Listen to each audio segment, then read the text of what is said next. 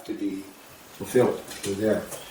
So there is a way to eat, and therefore a whole culture of cooking and growing things where you are raising your consciousness by your choice of what you eat, how it's cooked, how you transform ordinary food that's grown healthfully into an offering that goes beyond just being vegetarian or vegan. That's the next stage. It's not enough to just be a vegetarian. Monkeys are predominantly vegetarian. Pigeons are vegetarian.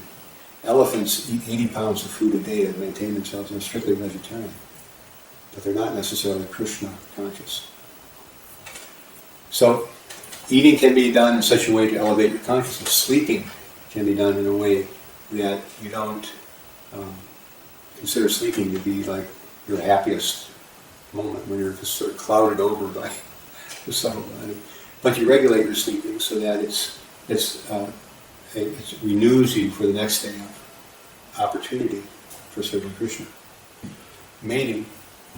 If a child is brought into this world that as a result of the elevated consciousness of the mother and the father, then you bring into this world a soul who is naturally inclined towards spirituality.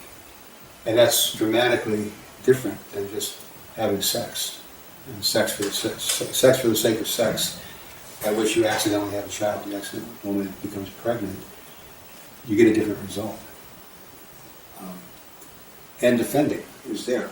But you defend that which is worthy of defending, not just your false ego or some phony concept of democracy.